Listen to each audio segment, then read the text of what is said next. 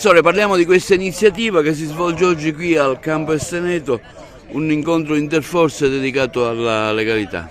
Sì, ormai è un'iniziativa che è entrata nella tradizione di quelli che sono i rapporti tra le forze di polizia, ma anche i rapporti tra le forze di polizia e la cittadinanza, visto che il torneo nasce come interforze, ma poi è aperto anche ad altri, e non poteva non essere così, visto che il torneo è un torneo per la legalità. La legalità non è qualcosa che riguarda solo noi, ma riguarda tutti i cittadini. Ma c'è un altro elemento importante in questo torneo, che è il ricordo dei nostri caduti. Se dobbiamo parlare di legalità, dobbiamo parlare di chi prima di noi ci ha insegnato la strada da percorrere, e perciò è importante ricordare i nostri caduti e sperare che siamo degni del loro esempio nella vita quotidiana di ogni giorno, nel nostro lavoro e come cittadini. Come si snoderà la manifestazione? Si articolerà con una serie di incontri che ha la durata di 25 minuti, e dopodiché naturalmente ci saranno le eliminazioni e le premiazioni per i vari diverse componenti.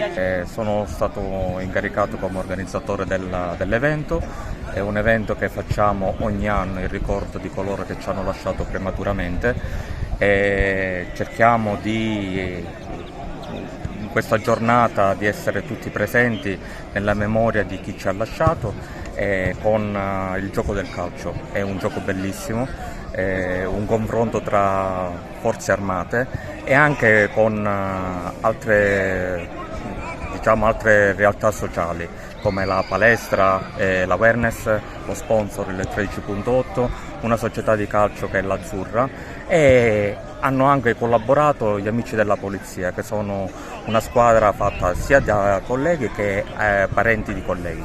Anche la Guardia di Finanza partecipa a questa iniziativa, un torneo sulla legalità, no? Sì, buongiorno a tutti, è un piacere partecipare come facciamo per la mia persona, insomma, da 27 anni a questa parte, da quando mi sono arruolato. Ho il piacere e l'onore di far parte della squadra e della Guardia di Finanza di Agrigento, che poi alla fine è una rappresentativa, perché fanno parte anche i colleghi di altri reparti e anche degli amici che non sono appartenenti al corpo ma sono simpatizzanti, che giochiamo da una vita praticamente da bambini, quindi era giusto inserirli, visto che c'era la possibilità di inserire qualche esterno, anche perché avevamo bisogno forze fresche per partecipare e doverosamente onorare la memoria dei colleghi caduti, che purtroppo non sono più con noi. Qualcuno partecipava anche a queste competizioni sportive, ma